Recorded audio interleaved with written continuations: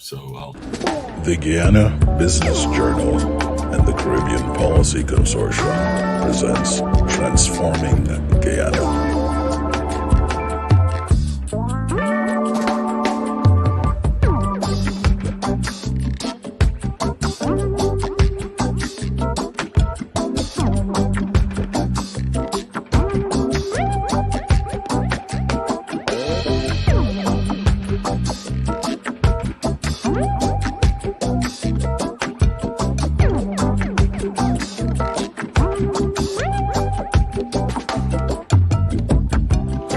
In each episode, Dr. Blackman and Dr. Lewis will tackle a different area of interest for transforming Guyana. Good morning, colleagues, and welcome to episode 12, season 1, episode 12. It's the final episode of the first season of the webinar series hosted by the Guyana Business Journal and the Caribbean Policy Consortium, Transforming Guyana. I am Terrence Blackman, an associate professor of mathematics at Medgar Evers College in the City University of New York and founder of the Guyana Business Journal. And I'm joined by my co-host, Dr. David Lewis of the Caribbean Policy Consortium and Manchester Trade Incorporated. As is always at the beginning of our programs, I like to sort of reiterate sort of the GBJ's vision and the rationale for our series. The GBJ seeks to proffer innovative and practical recommendations that advance three broad goals. One, strengthen the Guyanese democracy. Two, foster economic opportunity, social welfare, security and opportunity for Guyanese. And three, establish a secure, open, safe, prosperous, and cohesive Guyana in which all Guyanese, irrespective of race, class, ethnicity, religious persuasion, etc., share equally in the economic prosperity of Guyana. This series, Transforming Guyana, aims to bring together experts and prominent voices from Guyana, the Caribbean, the diaspora, and the wider world to kind of discuss the impacts of Guyana's oil and gas development. We aim to offer a nuanced look at the opportunities and potential pitfalls ahead for Guyana, and we explore strategies to maximize the positive impacts of that the oil revenues can have on Guyana's people and future while mitigating the risks that other countries have faced. And more broadly, we want to identify, since we're coming from the diaspora, some of the promising roles that diaspora can play in this transition.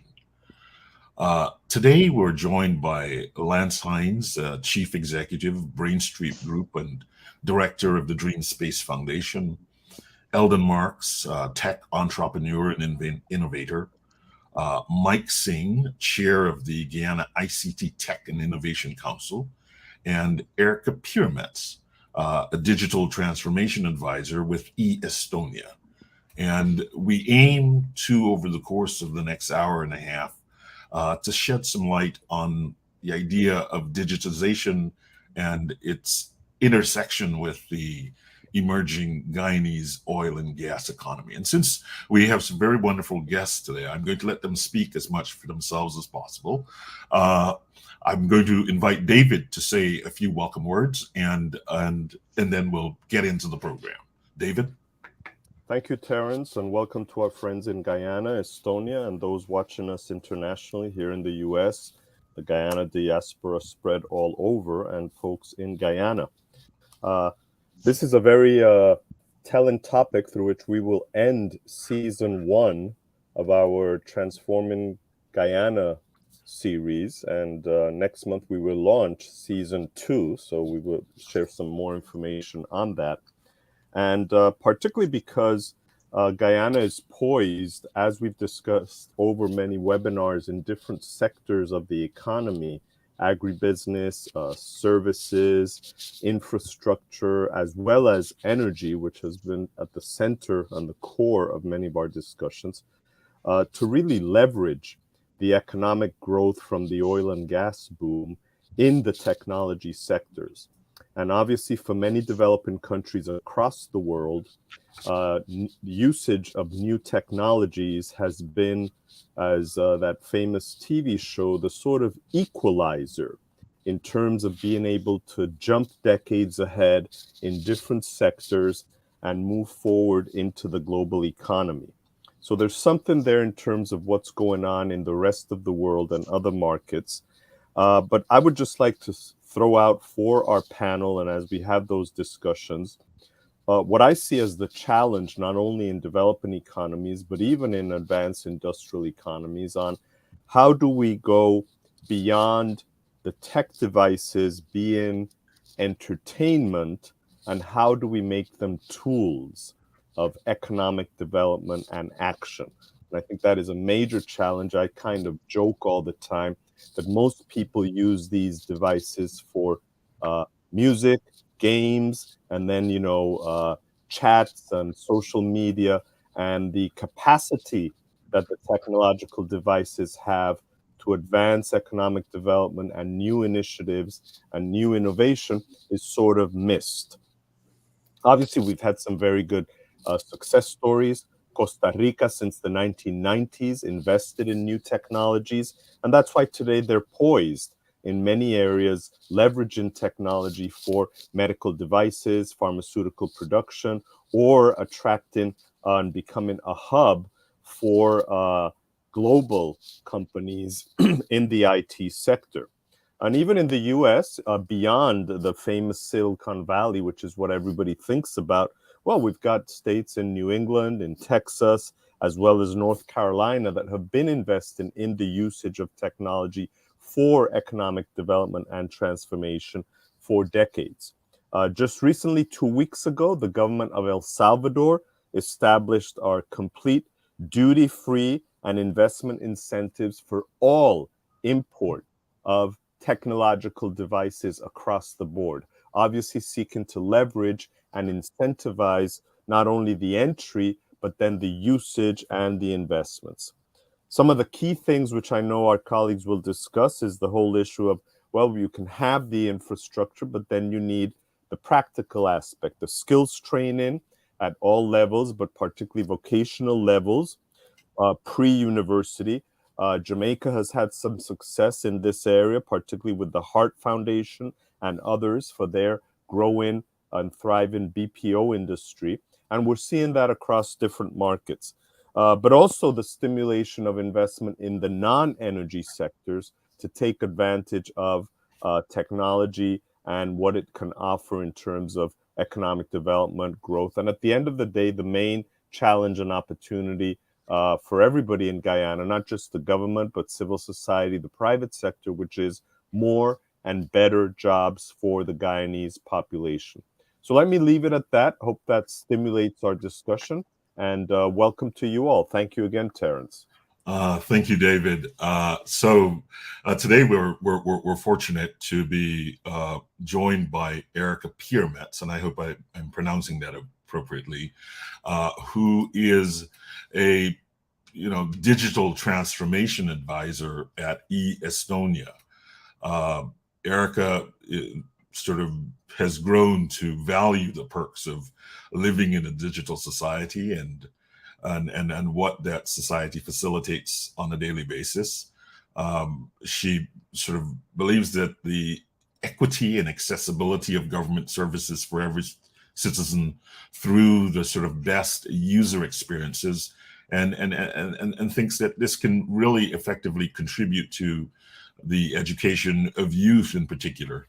And she is an extremely strong advocate for the optimization and proactive services, so that folks can focus on what really matters, the interpersonal communication, both in the professional and the private sense. And so we wanted to kind of have her lead off our conversation today with some thoughts about the digital transformation that we've heard of globally, that has occurred in Estonia. So, Erica, can you take it from here? Thank you so much, and good morning to our audience. Thank you so much for connecting today and listening. So I have a really big honor to talk a little bit about Estonia's experience of being a highly digital society, and that also launched in 1991 when Estonia regained the independency, and we could be independent country again, and out of the Soviet occupation for half a century that we lived under. So that was also a launching point administration wise, and understanding that where we wanted to be, both economically and the standard of living of our people, was in the Nordics. Where people are living good lives, where economy thrives, but understanding that if there was a huge gap between these two standards of living of post-Soviet Estonia and the current Nordics. So what we realized really early is that we just have to develop our country differently if we ever want to sort of bridge the gap.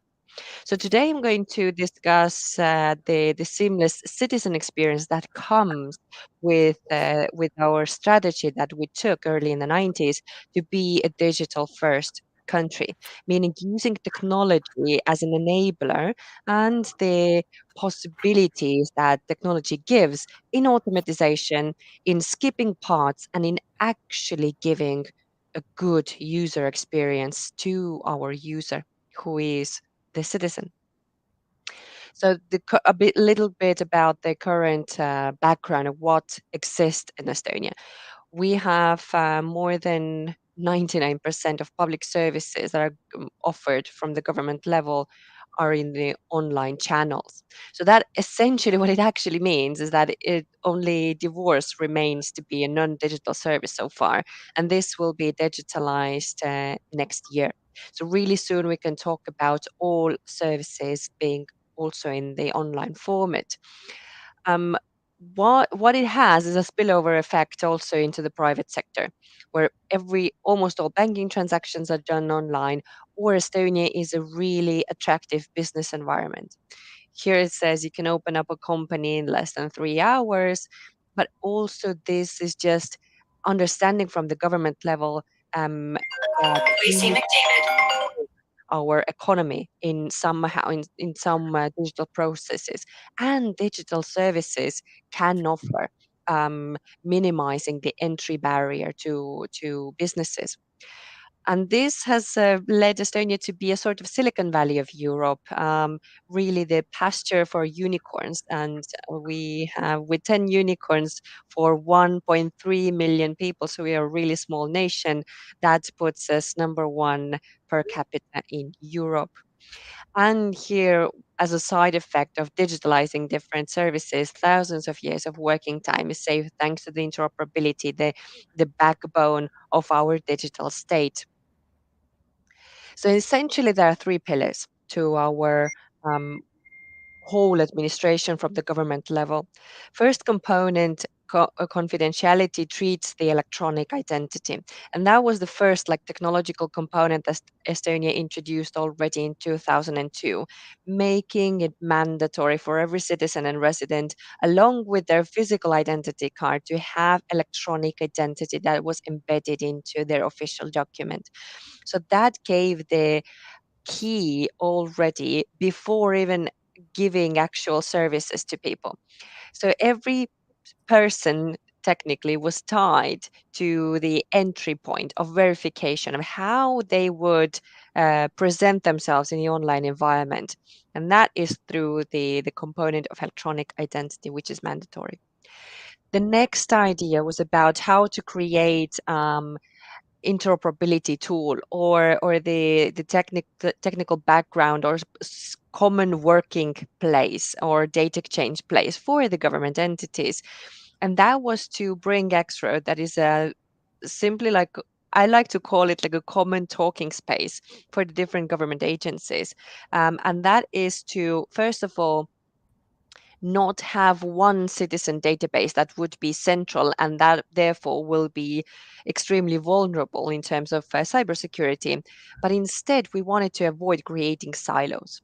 And on top of that, bringing different data about decentrally held data about me together allows us today to offer proactive and life event based services, automizing next level and bringing innovation in the government services in a way that I don't have to, as a government official, I don't have to wait until the citizen actually turns to me, but there is qualitative data behind that allows the government to proactively approach its citizens and offer, whenever they are eligible to a service, a benefit, any sort of state aid. So that should not be available for selected individuals who know how to ask for something, but the government should be there to help the citizen. And this is what interoperability on the back end of data really allows us, and a component of integrity. So if we are so advanced digital society, we need to make sure that our data exchange processes or treatment of data does not base on blind trust. The citizen does not need to trust our government to treat their data correctly, but instead it is the responsibility of the government to show me how they are using my data. So we are pioneers in blockchain technology in the government level, but also showing people through a data tracker tool how their data held in the public registries are used. So the key word here is transparency and objective truth, that we are honestly showing people how the processes are done and have in any moment, in any given time, a verifiable method that blockchain technology allows us to come back in every single hash and then see what are the transactions behind every use of data. Mhm. The question about how do you address different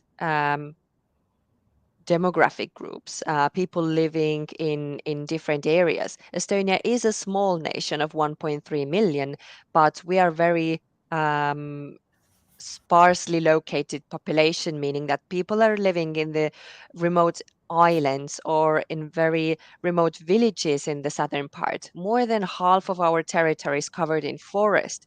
So, meaning that the government needs to be there for every citizen, not only the people living in the bigger cities.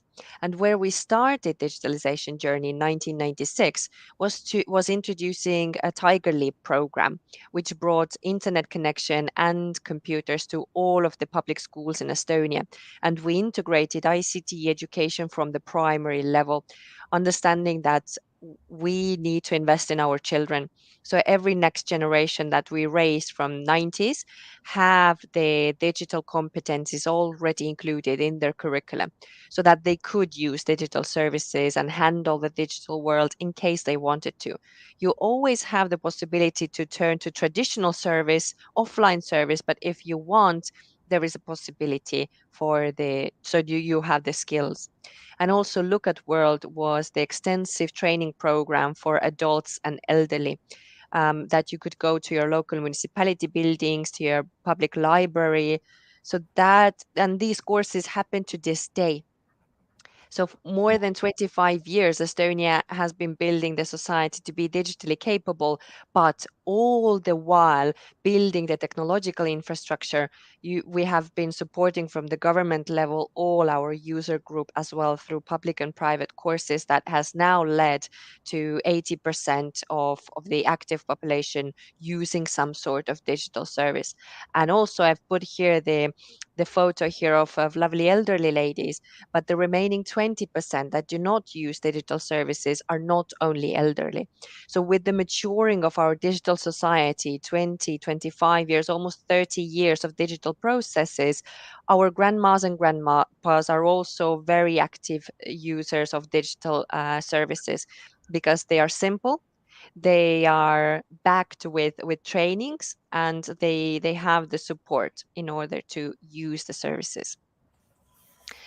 And that, as I said also in the first slide, has a spillover effect into the business sector, because Estonia is really small and we don't have a big industry. So we're not exporting anything. We don't have big factories here. So what we can do is enable the business environment to be so suiting, so that people want to establish businesses here and grow our economical level. So this is why Estonia is assessed as number one in entrepreneurial activity, because it takes you very little time to open up a business in Estonia, also run it here because of all the support that you get from the digitalized services and competitive tax system that has a flat tax rate, and also does not have any hidden obstacles. Let's be honest, that transparency and uh, this simplicity of the environment is something that is enabling for businesses to grow and for people to take on entrepreneurship. So this is the something that can be managed from the government point of view, that there is not, as we talk about the digital management of our state, there is not one digital transformation ministry, because all ministries are responsible for their services belonging into their domain. That means that everybody is in charge of building Digital Estonia. There is government chief information officer belonging to the Ministry of Economic Affairs and Communications, who is basically like an IT manager of all Digital Estonia, but he does not build Digital Estonia, rather than oversees Estonian digital agenda, so that everybody would go into the same direction, because our end goal is not to digitalize services, is not to digitize our society, it is to bring value to our people.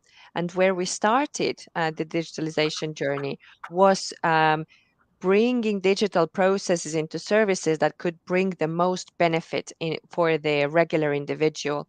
So not only we don't want to just bring digital services to say that we are so extensive digital society, but we see what we can offer to the person and how we can cut their interactions to be more convenient when they talk to their government.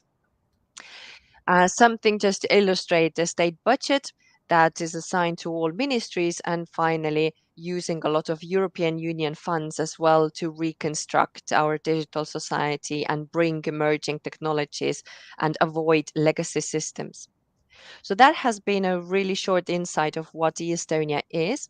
There is still a lot of different topics that we talk about that are the crucial parts of our digital infrastructure. As I said, more than 25 years of building our society to be digitally capable, that consists of so much more aspects than what I could present you today.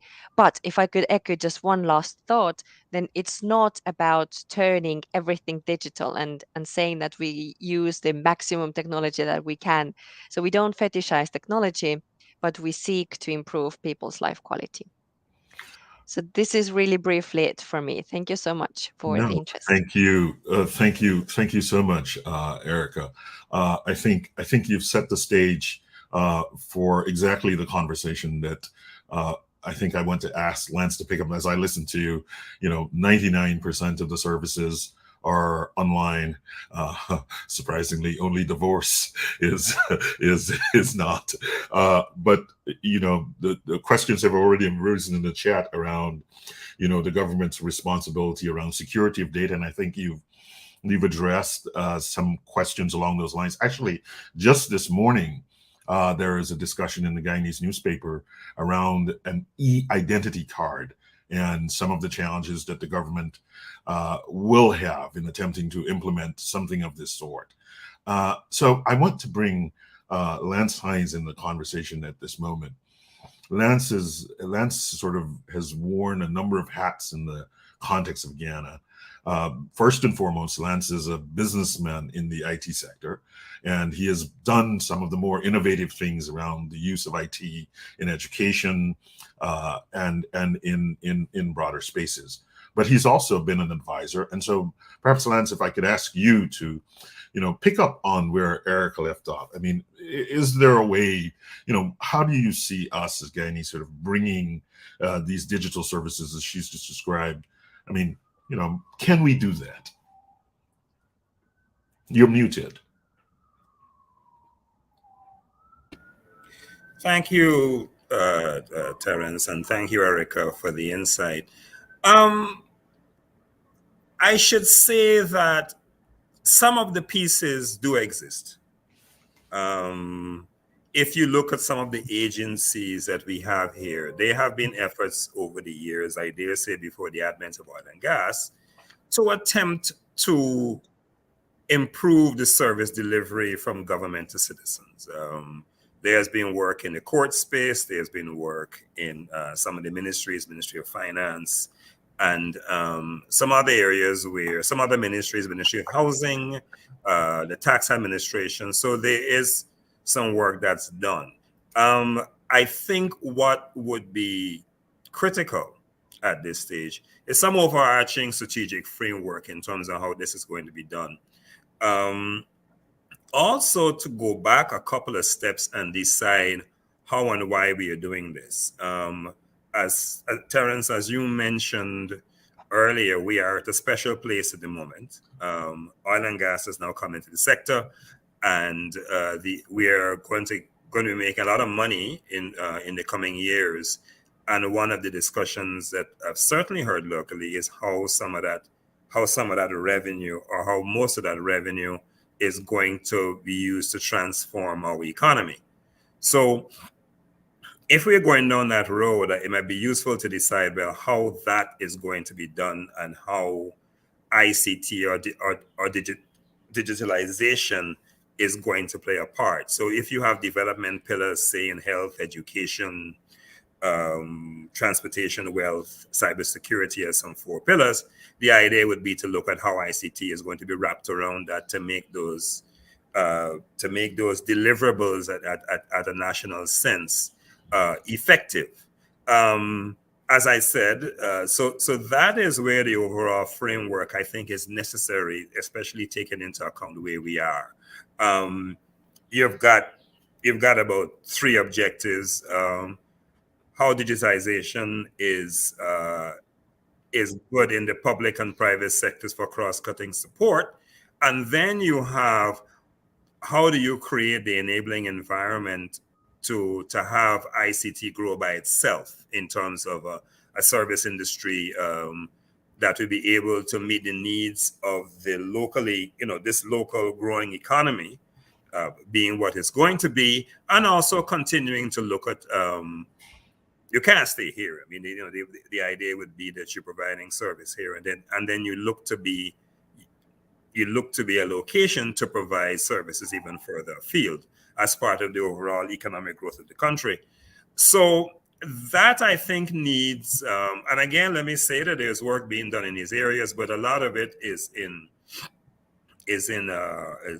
done in separate solutions, and certainly a bit isolated in that sense. So I think that is the work that needs to be done to put this all together and holistically decide how we are going to use ICT efficiently to, 1, provide the services, and 2, play that critical part in ensuring economic advancement and ensuring national development. There are core things to be done, of course. Certainly on the legislative side, and again, that's also a mixed bag. And I want to say thankfully, because there are a couple of things that are being addressed as we speak. There is a data protection bill that is out, which for comment. I think it's a decent bill. I think when I look at the other legislation in the Caribbean, this one is forward-looking. It kind of follows the GDPR model, which exists in the European Union in terms of the structure and intent. And I think it is a good one to comment on and encourage them to take it to the next stages. There are still some things to do. I think intellectual property is something that we should focus on. electronic transactions we should focus on as well. And then there's some legislation that I think we need to look at that will be helpful to other industries. So, for example, when I take a look at the banks, and one of the things I think the banks would like to be able to do is, and this comes to the storage of information, and maybe updating it to allow more or legitimize the electronic copies that may come from the banks as opposed to hard copy. And what that does in essence is that it relieves the pressure on banks because they have to store information easily from 7 to 10 years. And if it doesn't have to be hard copy and it is electronic, therefore, there is savings in terms of physical space. They could be used for something else. These are simple examples in terms of building an enabling environment with legislation that is sensitive to existing and also growing needs. A lot of what we saw in the last presentation could certainly fit into the kind of things that are needed here, and certainly that whole provision of services and services, tools, applications, whatever it is that you need to do, and the direction that you want to focus on, there's got to be a supporting environment to be able to do so. The point is taken about the decision-making process being easy in some jurisdictions and others, but this is where I think the national planning really comes into effect in terms of making sure that all citizens buy in, all citizens understand that this is to their benefit, this is to their growth, this is to their thing. The whole concept of showing citizens in Guyana that this is about providing convenience and access to services, to higher end services, and access to information when required. That is the thing. The point made by Dr. Lewis about how do we use tools beyond just being the front-end user or the consumer is critical. If we're going to play a part developmentally in this market, looking further afield, that is something that I think requires some attention. Again, as other presenters, Eldon and others will tell you about the work that they're doing in that space. I also want to put on the table as well the whole understanding of the internet and internet governance, and how it's the same concept of understanding how the internet operates under the hood, which is a whole ecosystem by itself, where, certainly here in the Caribbean, Latin America, and all this, we play so little a role in terms of understanding how that works. And many decisions that are made that while we blissfully go online and access social media, access Facebook, access Twitter, use the things, there are a lot of decisions that are being made either on our behalf or against us that I think that we need to, the knowledge to be able to understand that and work from there. So there is a fair amount of work to be done. But again, a lot of it is that planning and operational framework that we need to put in place in order to execute those goals that we're trying to achieve. So that's my initial 2 cents. Thank you, Lance. So I think you've keyed in on some really important ideas. So you've noted the data protection bill, and sort of deemed it forward-looking and in its structure and its intent. You've raised a very important question, which is one that has arisen in a number of for the question of intellectual property and how intellectual property gets protected. The sort of enabling legislation that is necessary to sort of facilitate the growth of particular industries. And banks, I mean, this is one of the things that is a real challenge for a number of people, their interaction with banks and the speed with which banking transactions can be done. And I think you've raised a sort of deep question, which Erica also raised around, they've identified some model for, continuous education of their citizenry on these matters of the internet and what happens beneath the hood of the internet, so as to position themselves not just as passive recipients, but as also sort of engaged players in the development of this electronic space.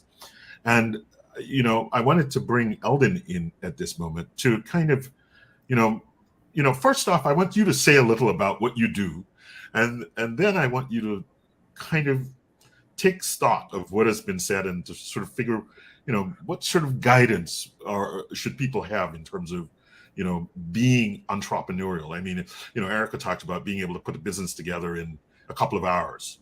Tell us a little bit about what you do, and then, how do we get young people to be entrepreneurs in this new Guyana? Yeah, thank you. Thank you, Terrence. So I had originally started off my professional journey in academia, where I benefited from just finishing up on my first degree and then being invited to do research with the Department of Computer Science at the University of Guyana. And it was at that point where I got an opportunity to benefit from that environment and work with a lot of talented students over the years. I spent just over a decade working with quite a lot of brilliant students. And the recurring experience that I had was that all of the brilliant ones, most of the brilliant ones, left the country. So we were hemorrhaging talent over the years. And it was at that point that I was initially led towards thinking about doing something about it, creating a community to create outlets for the talent. And that eventually led me to this entrepreneurial journey that has now taken the fore in my professional career. So while at the university, I created a community which eventually became my for-profit company, a tech-related company. And then we have an accompanying nonprofit end. But the driving focus with regards to my entrepreneurial path has always been to address that issue, or those rather issues that I would have experienced on my own coming through all the various systems within the country, and then identifying the myriad of inadequacies or deficits that we have for individuals like myself and others like me, and just thinking about the country's development over the years. So I thought about the tech industry and how enabling it was with regards to stimulating economic growth and creating opportunities. And that's the vehicle that I used that prompted me to do that, make that shift from academia to industry. But part of that journey, I'd like to tell you a bit more about the journey, because I feel that it dovetails into much of the core of this conversation. So one of the immediate things that I highlighted was that one of the issues that we're still facing today is that we're hemorrhaging a lot of valuable talent year after year. We're still doing that. The immigration rate is still relatively high under the circumstances. When it comes to finding talent within the local tech ecosystem to keep it driven, that is, again, a shared issue among all of the various entities locally. We've had to, within our company, we've had to opt towards raising our own talent over the years. So we would have created internship programs, funded apprenticeship programs. We experienced a leap in terms of our growth after we would have engaged with a member of the diaspora, Dr. Jason Mars, who was founding at the time an AI startup in Michigan. And we found that through that partnership, we were able to leapfrog in a sense towards growing our company and creating even more opportunities over the years.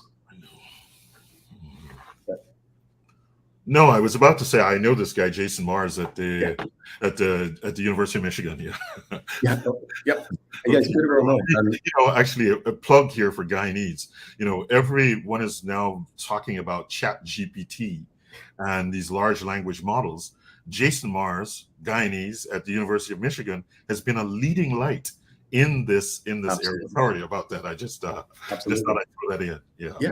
And I highlight that as well along this particular storyline, because it's the partnerships that particular partnership and similar other partnerships like those that helped the endeavor that I started upon within the industry focus to create this company that helped it along tremendously. And we were able to seed, within the country, the first batch of AI competency engineers through that particular partnership. And beyond that, when we experienced that level of revenue infusion, it gave us an opportunity to focus more on innovation. Whereas beforehand, it was primarily just getting from project to project to pay the bills. So this is another theme that I'd like to highlight with regards to where we'd like to go in creating this enabling environment for development through tech. And that has to do with supporting the local tech ecosystem. We experienced a lot of benefit through the partnership that we forged with Professor Mars. We were able to not only get an opportunity to gain that exposure to create this new AI-based specialization within the country, but obviously through revenue infusions. And exposure, again, is another theme that I'd like to highlight. So where it comes to us, and much of the students that I've worked with over the years and the fledgling entrepreneurs along the way, I find that the recurrent theme is the fact that they have big dreams, but they rarely ever extend beyond the shores of Guyana.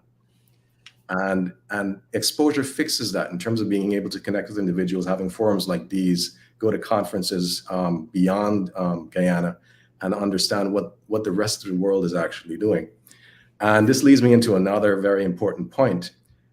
The canvas of issues that we face in the country with regards to capitalizing on first world solutions can only be interconnected or woven together to impact us locally if it is done endogenously. And it has to be done by individuals within the country who live the problems every single day. I wish if there was a silver bullet with regards to our digital transformation issues, but there really isn't. And I'd like to highlight a number of different projects that we worked on over the years as a for-profit tech entity in the country. And these are government-related projects. So on one hand, there was a collection of projects that we delivered to specification that really went nowhere, or it really didn't create the level of impact that it was expected to create. But we delivered to specification on those projects. What we found was that the fall off had to do with an understanding of, let's say, the vision behind the impact with regards to how or whether it was relevant at the particular time, and then the fall off when it came to change management. That's absolutely critical. On the other hand, we worked on a project recently. It was a very unique project for us because this is one that I can highlight. This is the Ferry Pass project. It's really a digital transformation endeavor for the ferry waterway transport system. So if you're familiar with Parika, so there's a Parika spelling. There are other various ports. There's Bartica, there's Legua, there's Wakenham, and so forth. So back in October, we worked with the Transport and Harbors Department and the Ministry of Public Works to bring this system into being. They had some ideas, some specifications. There was a very, very short timeline.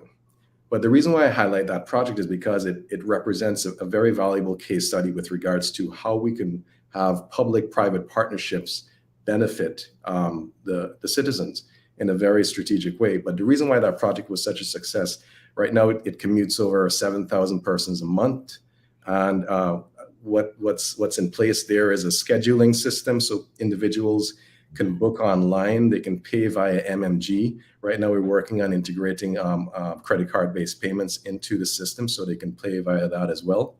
But the reason why it works so well is because in our end, in addition to delivering to specifications, there was vision and leadership on the other end, the counterpart, that ran the change management, that took the tooling that we were able to deliver and made it work and put it in the hands of the individuals that mattered and made that work on that other end. But of course, it didn't do it single-handedly. Of course, we were there every step of the way.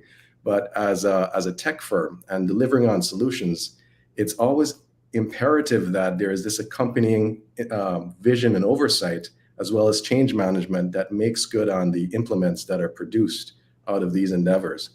And what we discovered is that it transformed their manual system. They effectively had cash registers. That's as technologically advanced as they were before the system went in there. There were cash registers that were there. There was no schedule.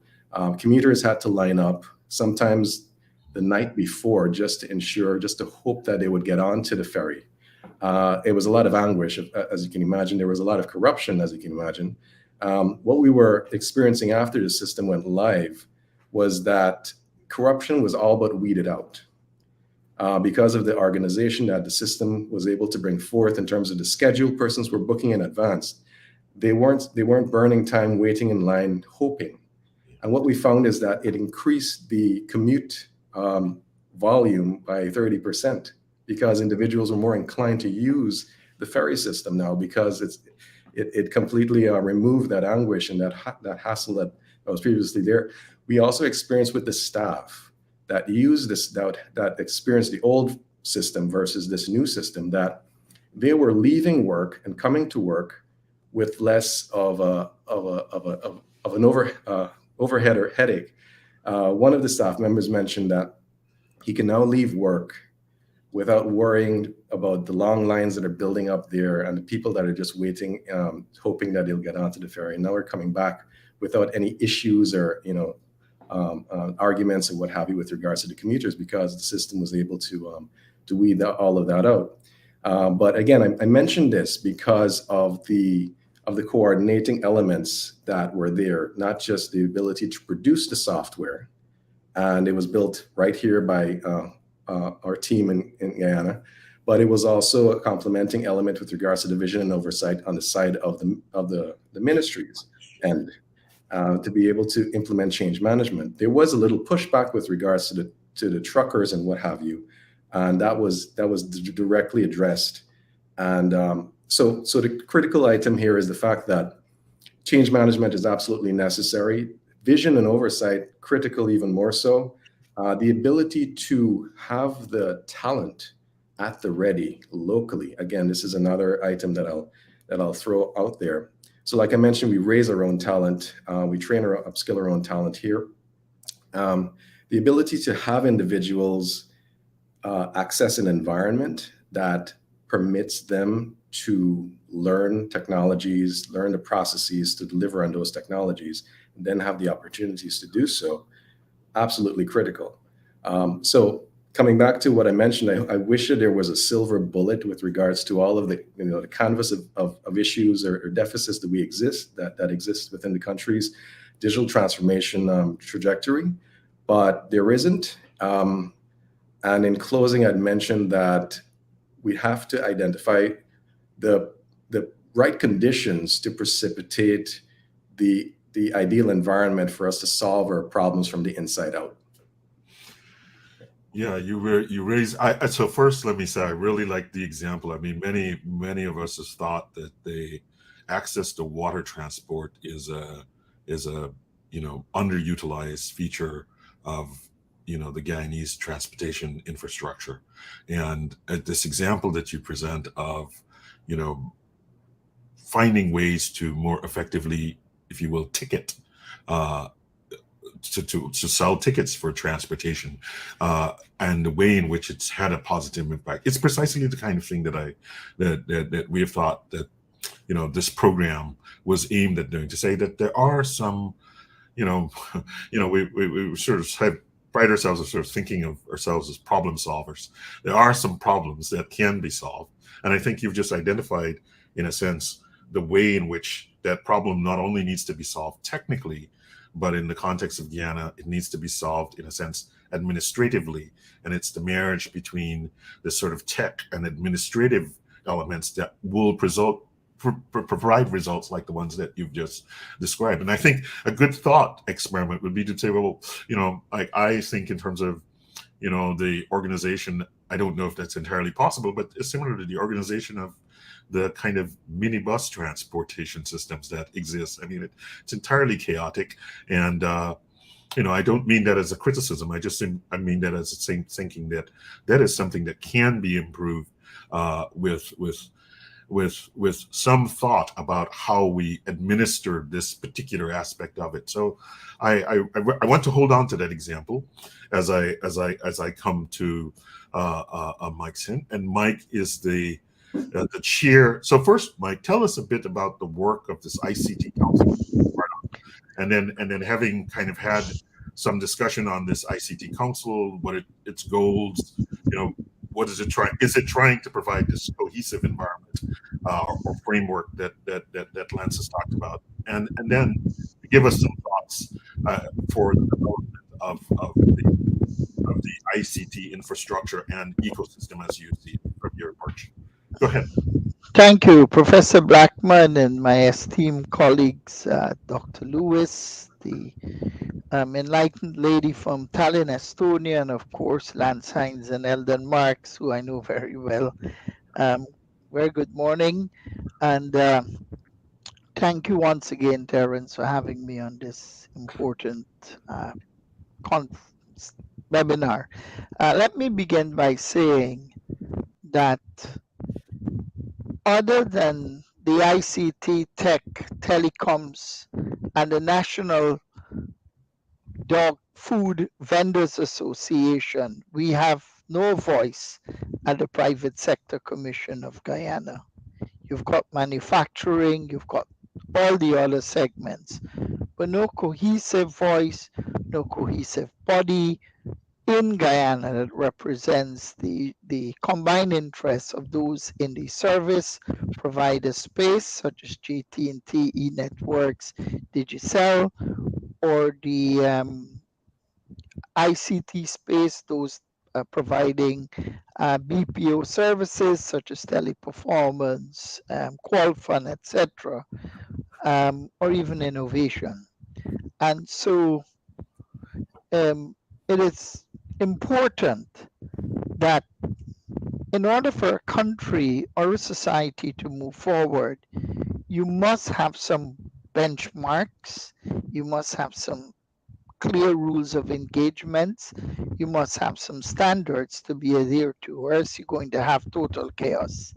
I remember Lance Hines during his tenure as an advisor to the previous regime. He did an amazing job.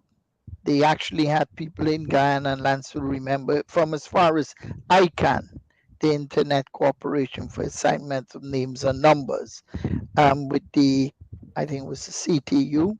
We haven't had that since. So industry engagement is important. Why we need to have a cohesive industry body is so we can bring global best practices to the fore, and these global best practices emanate from the collective world of experience and work that's been done at the International Telecommunications Union. Mind you, we've got a Public Utilities Commission, but to all due respect, that's a fossilized institution. They're still running on an 1900s premise in a 21st century. They just can't cut it. So we need to have global benchmarks, best practices. And when I talk about this, I talk about certification along the lines of the IEEE, which is the supranational body in the area, as you know, of academia in certification and what have you. So we need to have benchmarks, standards, and so on that you can adhere to. You cannot make up these things as you go along. In the ICT tech and innovation sector, you can't afford to fly by the seat of your pants because you're going to run into a brick wall. So our goal at the Guyana ICT Tech and Innovation Council, which is relatively new, is bringing together the common operators, the mobile operators, the multi-services operators, the technology purveyors and pioneers in country in an equal space so we can discuss amongst ourselves and adapt clear strategies and solutions that we know the country needs and to advocate our common industry position based upon, as I said, global best practices.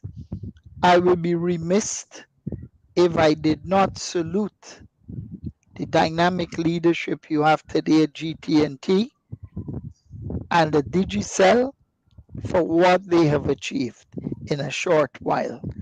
I got fiber to the home in Guyana before I got it in Miami, and this was in 2018, 2017, thereabouts, 2017.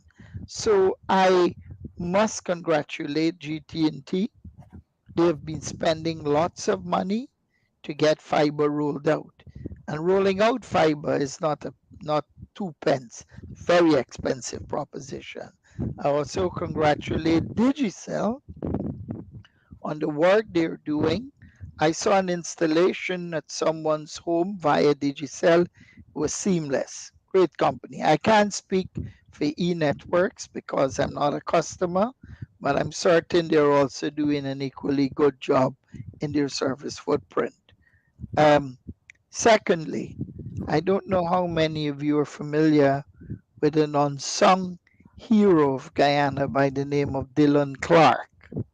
I met Dylan last year when he was at Ernest and Young, and I was so impressed by this son of the soil's understanding, his grasp, his insight into technology.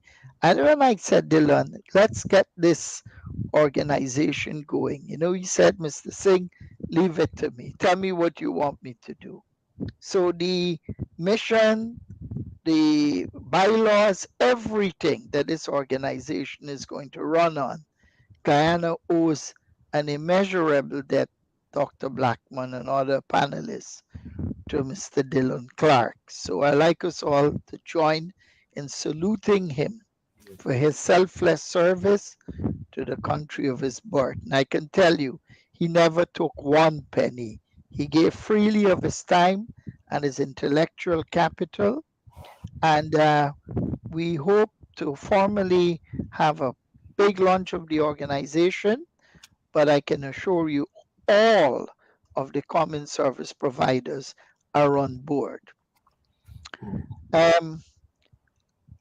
Cybersecurity in Guyana, it's not something that they've given enough attention to, either through a lack of proper exposure, lack of adequate tools, but it's a work in progress. But in my opinion, it's not being done fast enough.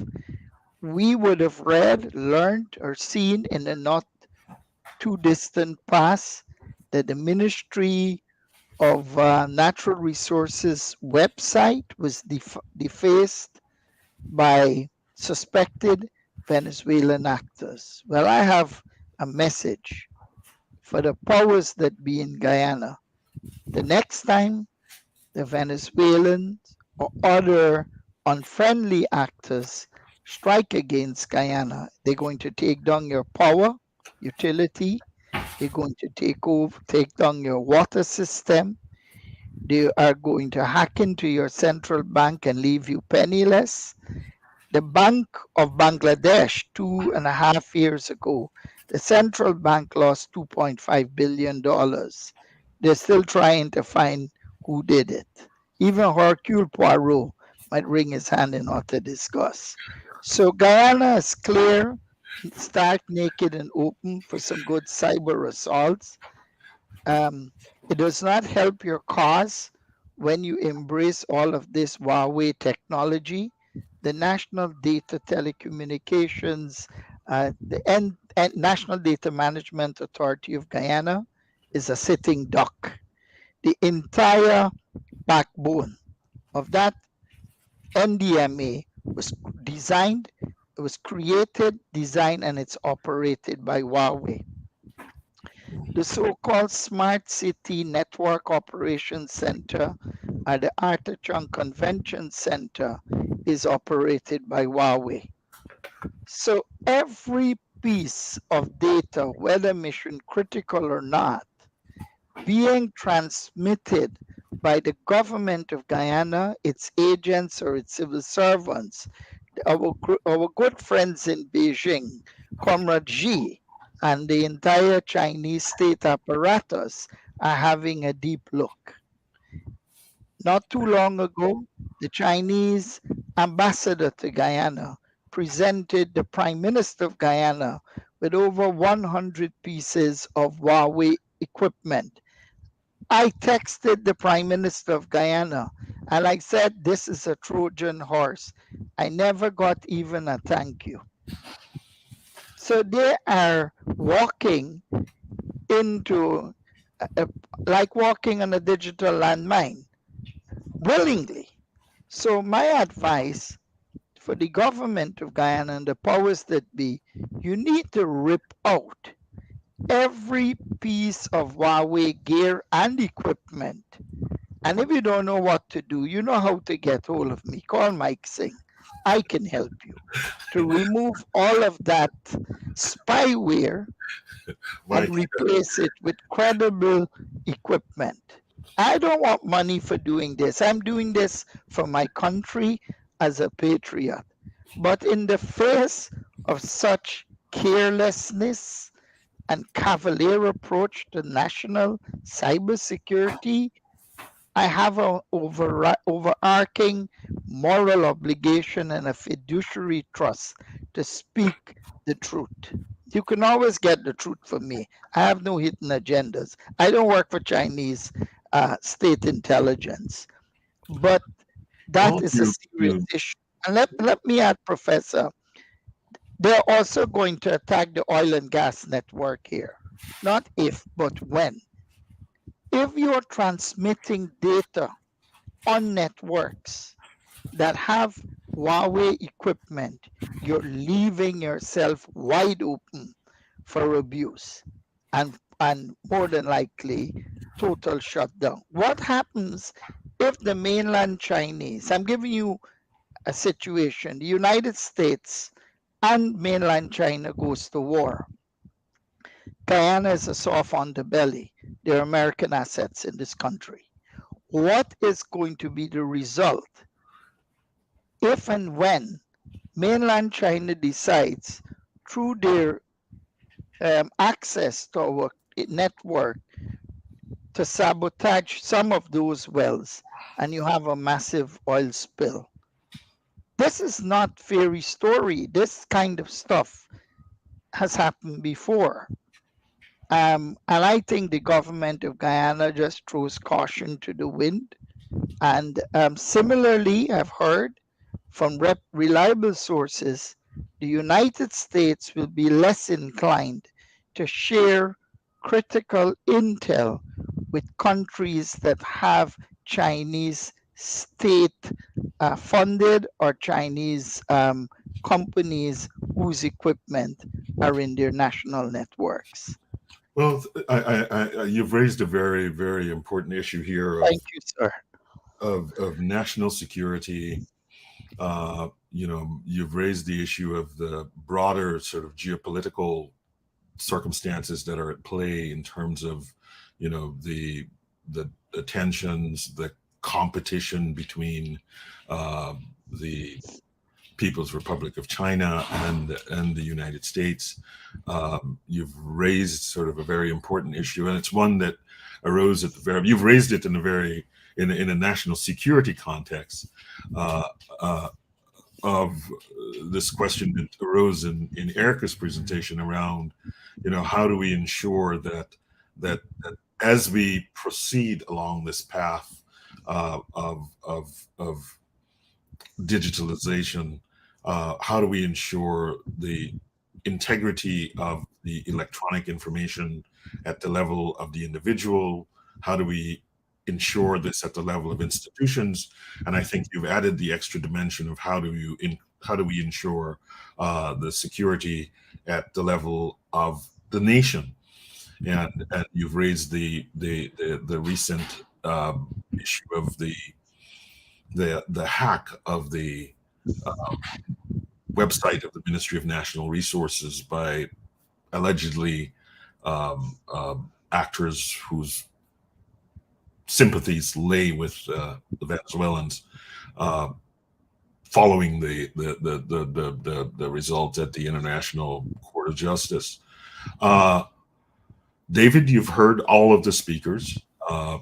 Can you give us a kind of summing up? And then, we've had a tremendous number of comments and questions, and so I want to kind of integrate some of those into the conversation.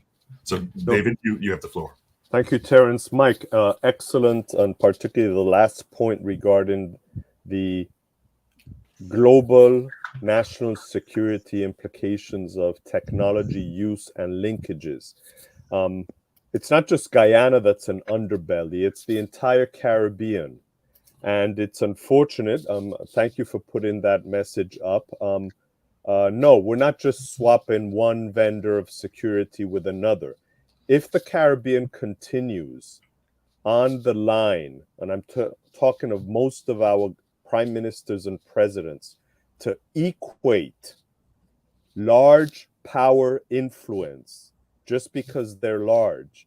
Oh, it's the United States. Oh, it's China. Oh, it's the same. Well, a couple of years ago it was yes, and it's Russia, and look at what Russia is doing. If we cannot discern and differentiate the political, social, cultural, human rights issues, development issues between linkages with China versus linkages with the West, if we cannot assimilate the fact that the Caribbean is in the West, then we are going to be in serious trouble. And the cyber technology issue is just one of it. I am very concerned when I hear our prime ministers regurgitating what in the 1960s was a strategic position, very influential and very logical, a Verrill Barrow saying we are friends of all and enemies of none and non-aligned. That was good in the 1960s and 70s. In the 21st century, that is just daydreaming. And it positions the Caribbean to be a very weak link in the chain of liberal, free market democracies in the world. And what is going on is countries are going to have to make a decision. This sort of dancing with everybody at the fete, that's not going to work. But anyway, going back to our topics, this has been extremely useful. I would just like to mention 3 issues for comments from the experts. One, more on what's going on with the banking and financial services and utilities in terms of digitalization, because we've had that come up in various of our webinars in the past, and particularly both customers and banks talking about the restrictions they are working under and why there is not yet a modern customer-oriented financial system in Guyana that can advance. And we have the technology for that. It should happen. And likewise, it was mentioned in one of the comments. I wanted to bring that to the forefront. Is this being used also in land use, in housing, in real estate, mortgages, these kinds of things? Because at the end of the day, this is the backbone of an individual's economy, and I think that's very important. And I just saw the news item by President Ali yesterday or the day before about the progress being made with the new Guyana ID, with the German company that's working on that. And I'd really be interested in comments from Eldon, Lance, Mike, in terms of your expertise and where that is going and how that will be important. And just a final point on Mike's point on Huawei. We now have US cities and states that are indeed ripping out all their Huawei equipment in order to be able to qualify for federal cybersecurity certification and security, because this was going on for years, and now they realize it is a security threat. So for Guyana to go along that line should not be complicated, as Mike says. Thank you, Terence. I'll leave it at that and look forward to more discussion. Well. So we've opened up a national security debate, but I perhaps wanted to go not to the national security debate just yet, but to leave that for the end. Erica, if I can come back to you first off, on the question of, you've listened to Eldon and Lance and Mike, and I wanted to come back to you on the question of two specific questions. One question raised by Leland Hazel around, are there any things that go to land distribution, and can you speak to a bit of the Estonian experience around digitalization around land ownership, etc. And then maybe if you want, because I don't want it's sort of I want, if you want to comment on the broader national security questions from an Estonian perspective. Certainly, we know of the challenges of Estonia sitting in the orbit of Russia and that relationship. So give us your perspective as the objective outsider looking in. Since we're all insiders, we might have a view. Right, I'm going to start with well, any service, land ownership, would it be anything else, is digital, right? So all of the, like, I would say why digital services are even possible is because of digitalization of data, and that has been long journey, and keeping relevant data and keep it clean, right? So that we can actually do it. It's not about collecting digitally data, it's about reusing it and making it actually useful for the person. What we have is a 3D digital copy of Estonia. Yes, where all Estonia is digitalized. Yes. So there is a interconnectivity between land register, which displays, you can click on different houses and see who they belong to. But that is also the tool that, whether you want to construct a factory, a residential area, this is also your tool that you later have the reference to. And of course, when everything is digitalized, then in the later links that it will bring is that it will be easier for you as a citizen to pay land tax, because the government has the data about you anyway. So the declaration and assessing the cost of land tax, we also believe in transparent society. So this also is an open data. Our business registry is fully open. You can check all of the businesses registered in Estonia. You can see their annual tax reports, their representatives, their board members, their capital. You can see what land belongs to whom. So all of this data is open. So there is actually not a good reason why this should be hidden. I would like to come back to what Eldon mentioned: corruption. Estonia was full of corruption after Soviet occupation, and we deliberately brought in digital services to eliminate that, because our then president, or later president, also said that if we remove the corrupted official from this equation, then you can't bribe a computer. So we deliberately opted for digital services that would be Good. transparent, that leaves every step. It's harder to put all of these transactions on paper, but in digital world everything leaves a trace. And we also designed deliberately the sort of technological infrastructure on the back end, partly using the blockchain technology, that okay, we can't 100% eliminate that people wouldn't make mistakes or would not overstep their authority or would not try to manipulate the system from inside, but you have to be conscious that everything will leave a trace. You can't manipulate data and then swipe away your footprints. They will be there, and in every moment we can come back. And lastly, I'm going to comment on the cybersecurity. Yes, we are living close to Russia. So this is something that we have to calculate in all of the cybersecurity accidents. In 2007, it was the first cybersecurity incident in the world where a government in such an extent was under cyber attack. That was Estonian government. Of course, it was motivated by political reasons that were happening physically in Tallinn, but also it was the first attempt. I personally think that it was a very good thing that this incident happened because it was a maturity exam for Estonia to, it was like a proof of concept that showed very clearly that the distributed architecture, that the measures of cybersecurity that we have been deliberately been building um, have been paying off. That there is not one entry point, that this is so distributed. And I'm not going to say impossible, but it's very, very, very difficult to hack Estonia. It didn't happen in 2007, and it didn't happen in last August. Estonia is a very open, very public supporter of Ukraine. That does not go unnoticed by our big neighbor. Of course, in last August, we were again on the receiving end of a cyber attack that was 1,000 times of what it was in 2007. In 2007, the government had to take the public services down because it was too difficult to keep them open and keep them safe.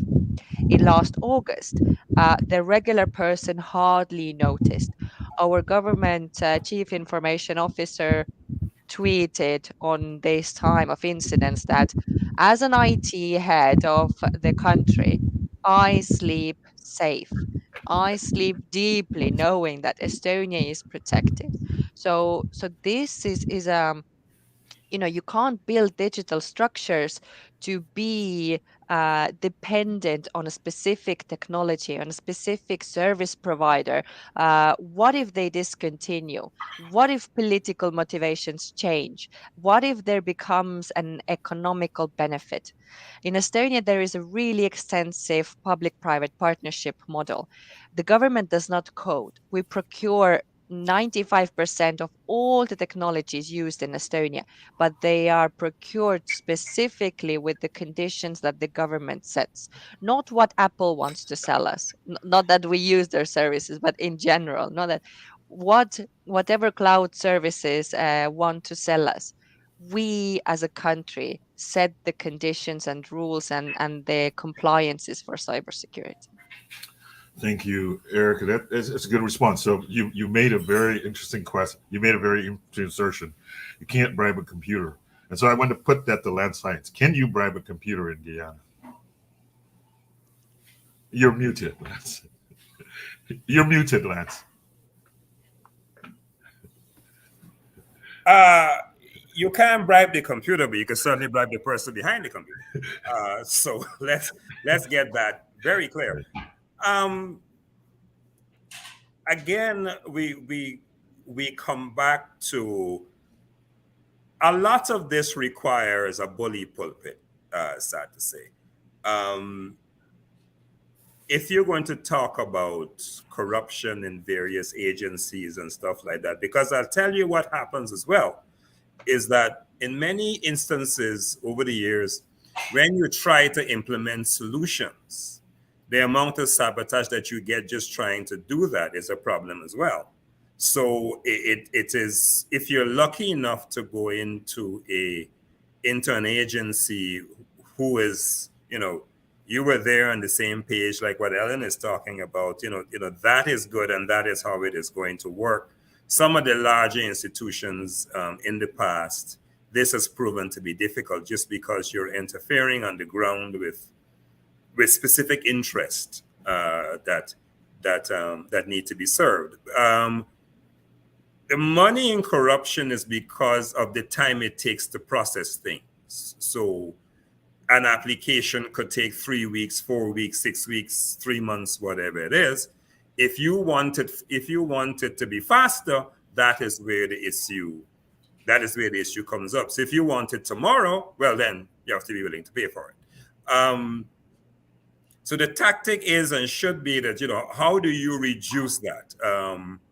One is supporting the successful implementation of solutions, because what happens as well is that when you go upstairs to the senior official, everybody backs the solution, and then when you go downstairs, it's a different story, and that's when you run into the various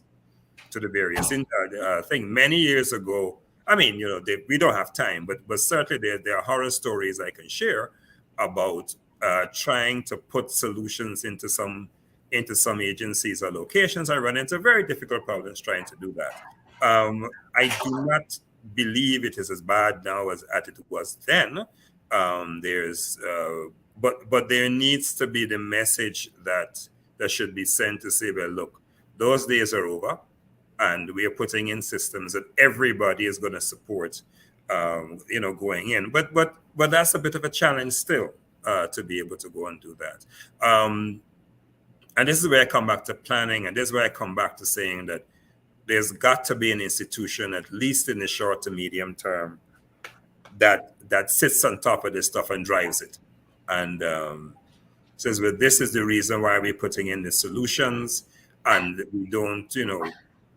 we are not going to put up with the sort of trouble that we've gotten in the past. Yeah, and, can I jump in here? I want to just respond to Dave Rohi. So this a sense of the need for an independent agency to kind of manage this digital transition. Is this something that you think, question for both for you and perhaps for Eldon and for Mike, is this something that you think is feasible, can make a difference? Your thought? I wanted to ask you that question. I'm not gonna. The business of independent and non-governmental control is a complex matter in Guyana. So certainly, at one time there was a ministry that was created specifically for this, which was the Ministry of Public Telecommunications. And certainly, if I had to start somewhere, that is where you need to go with a clear mandate and the authority to go and do the things that are necessary. I think if we agree that we start with an agency like that, there are always arrows being shot around here in terms of what's independent and what's not, and how that's going to work. But I think at a base level, let's get an agency that focuses on digital transformation like they have in other jurisdictions. Yeah, so this conversation has been going so well. I just looked up at the clock and realized that it was 11:51. So we have just 9 minutes. So what I want to do is just give, starting Mike, Eldon, Erica, then Lance, 2 minutes, and then I'll give the last minute to David to say thank you. So some closing thoughts, starting with Mike. You're muted, Mike. So starting with Mike and then following Eldon and then Erica and Lance and then finally David for the end. So go ahead, Mike. You get 2 minutes. Thank you. Well, we should not take security of any kind for granted. Yeah. You wouldn't leave your front door open. You wouldn't leave your back door open. You wouldn't leave your gate open. Or your car door. So you should not be careless, cavalier, nonchalant, or lack of responsibility to leave your entire national infrastructure, open to malware, Trojan horses, state and non-state actors, because you will pay a very dear price. Distributed denial of service, Eldon, and I know that there are many entities in Guyana, and probably Lance knows, that have become victims of distributed denial of service and ransomware. And a lot of these things go unreported. We know of many instances of reputable companies and individuals who become victims of cyber fraud. And, unless you take proper and responsible decisions, change your modus operandi, how you're doing business, act with a sense of urgency. If you don't, change begins with you. If you don't do those things, don't blame anyone, blame yourself. Yes, it's an oil and gas producing country, but that doesn't mean Guyana is the United States and it's capable of fending off attacks. I like to say the only country that I know of in the world that has not been, the US has been attacked. The CIA book webpage was defiled. The State Department had attacks. The Defense Department has been attacked. The only country that I know of in the world that's not been violated is Israel. Take a page from the Israelis. They have never had any cyber attacks that they have not successfully repelled. We are familiar with Iran. Iran has agents. There are about 1,000 Iranian Republican National Guards in Venezuela. There is Hezbollah operating in Venezuela. There are Chinese state operatives. There are Russian state operatives in Venezuela. And Guyana is right there, open for the taking. But the leaders of Guyana seem to have a false sense of security that if anything goes wrong, America is going to rush to your aid. Maybe conventionally, cyber wise, you're on your own. So you have to start taking personal responsibility at home in Guyana at all levels because no one person is going to be isolated. Imagine if we had a mission critical outage in this country. What are people going to do? They're going to go after healthcare. The next big war, and Erica knows, is going to be a cyber war. It's not going to be just sending ships or bombing you. They're going to go after your mission critical infrastructure. For years, I've been arguing that the government or the president of Guyana must have a special advisor on ICT, mission critical infrastructure, and cyber readiness. But this is beyond the realm. This is like telling people you're going to take them to Pluto or Mars. So until and unless the powers that be in Guyana take a hard look at where they are in terms of cyber readiness, they're not going to be in a better place. Might be a year from now and we still be flogging the same horse. I hope that my words of wisdom do not fall on fallow ground, but on fertile ground, and they do listen. I thank you, Terence, and others, and I salute Estonia. I know you're a member of NATO, so any attack on Estonia will be an attack on the entire North Atlantic Treaty Organization. One part in salvo, Guyana will do well to apply to become an associate member of NATO if it's serious about surviving in the next 10 years. Thank you. Thank you, Mike. Eldon, Mike gives us the dread. This, here I'll display my, so there's this Kierkegaard, and he has this thing called the Dasein, and it's the dread. So Mike just gave us the dread. So perhaps you should give us the light. I'll do my best. Give us the light. So my final comments, and again, this has been a very rewarding discussion. Thank you for inviting me on. My final comments is that I do believe that Guyana, in a matter of time, will go through its organic progression towards this developed status, as will the entire region. But I believe these conversations are particularly about strategy. What can we do in the interim to ensure that we don't meander through too many trials and errors towards that status of developed? And with regards to that strategy, going back to what was mentioned in terms of a body of sorts, I've had conversations with Mike, Lance, and many other colleagues about the need for, because we have multifaceted problems, we need a multifaceted steering body. We need individuals, I call it a vision body, individuals who understand the big picture and who are specialized in their own right to serve on that body to complement this overarching vision. Because what I've heard throughout the hour and a half that we've been here is a number of very valid points with regards to the deficits and matters to address within the country.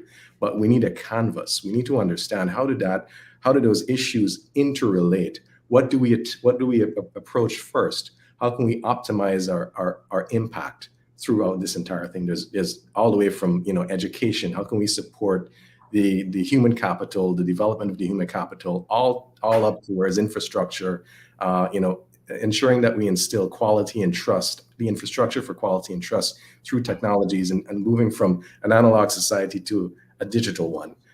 So we need a steering body, not just a single advisor that is working with that it proves to have proper representation both in public sector, private sector, civil society, for example, representation, all working together towards connecting all of the dots and then solving our problems from the inside out, as I mentioned. Yeah, thank you. So last thoughts, Erica? I would highlight that from Estonia's perspective, what are the key learning points for us is that it actually does not start from technology. Technology exists everywhere. We know we don't need to create more technologies to digitize the society. What we need to start from is actually from leadership and from the vision, and really clearly understanding and defining what are we trying to solve. We're not trying to bring more technologies. We are trying to bring our country forward. We're trying to help the people who are living inside this country, right? So we want a better living environment for our people. So not fetishize so much the technology itself. That's never the end goal, but rather to have a long-term vision and then the political will to commit to it. What we see as an error in many of governments that come to consult with us is that they tie digital transformation with their political profit. And this is not the place. Understanding that, you know, many of the key Estonia's digital infrastructure has become, you know, or by the time that it was introduced in the political level, many things were done, you know, politically mandatory, like our electronic identity. Regular people mocked this initiative for years. So it took us for, you know, 6, 7, 8 years until the ecosystem actually started to function, until people could understand what electronic identity is, what benefits it gives to me as a person, right? So you as a politician, you will take hard decisions. You will not be popular. The government after you or the third one will actually see the benefit. So there needs to be a commitment long enough to take critical decisions and then stick to the strategy, not make it as a political bargain that whenever every new coalition comes into place or government comes into place, so that now we play with the popular votes. No, that's not a bargain. You have to understand what's going to be the long term benefit, and then always constantly move towards that direction. And citizen centricity here is the key.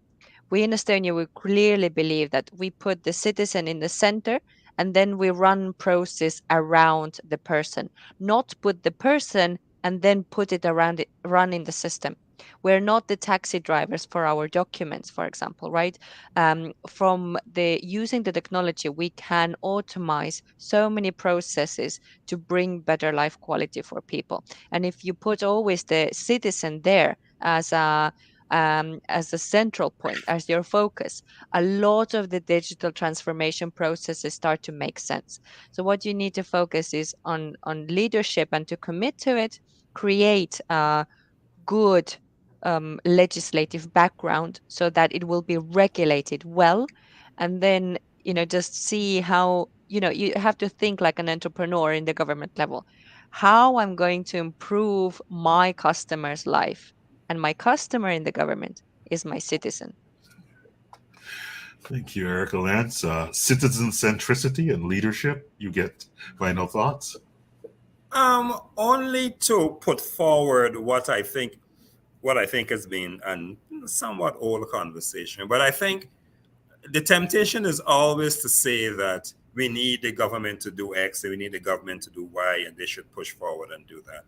And I think the time has come, or it's long come, to to be able to put out positions and comments outside of the government, which you're not trying to be, adversarial or whatever it is, but ideas have to come from somewhere else. We are not lacking in the diaspora in terms of cybersecurity, in terms of data protection, in terms of all the policies required to help, and also in the local sector as well. They are skills to be able to do these things, and some of the stuff that Eldon talks about councils, that doesn't have to wait until the powers that be do it. And I think it might be more useful to be able to have a group that will be able to put stuff out there suggesting, well, these are some directions that we would take, and these are some directions that we've seen as best practices in other jurisdictions. Jamaica's a case in point in terms of the ideas in terms of digital planning and strategies and so on. They're a good reference in terms of the solutions that you want to implement. So I think other comments and other inputs are going to have to be put out there, and people could. And I think once you put it there, then you start to generate other comments and thoughts as well. So it might be an idea going forward to be able to put it there, and then you start to get the attention because the ideas are out there. Terence, you already mentioned that some of the suggestions coming out of these webinars have been adopted in some form or fashion. If you begin to put these discussions out there and these papers, position papers, concept notes and stuff like that, in terms of what your vision is or what whoever it is, that might get some attention as well. But some ideas have to come from outside of the public sector and the focus. They've got to come out of the NGOs and the private sector and so on and so forth to take, in my mind, to take this forward. Thanks, guys.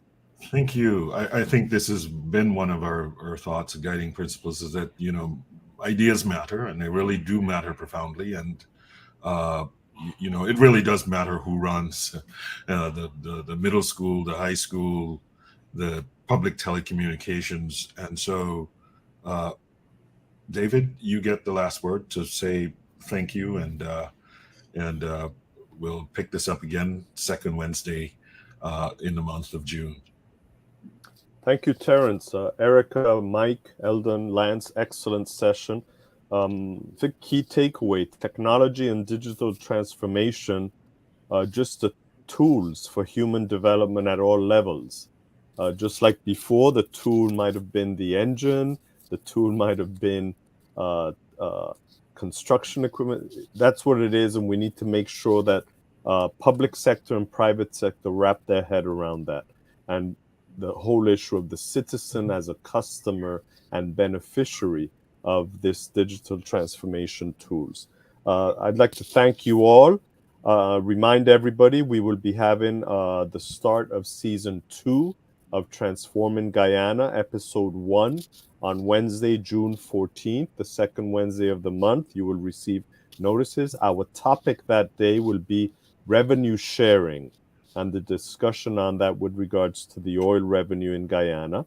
For those of you in the US, June is Caribbean American Heritage Month, and we will be having events and sharing those with you, both live and digital, virtual.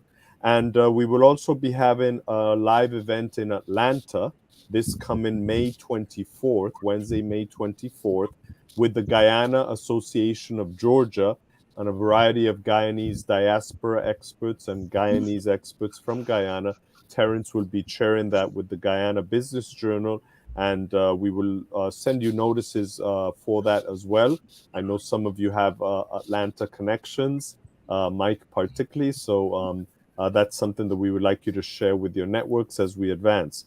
And with that, all have a good afternoon. Thank you for joining us, and best regards. Thank you. Thank you. Thank you. Thank you, everyone.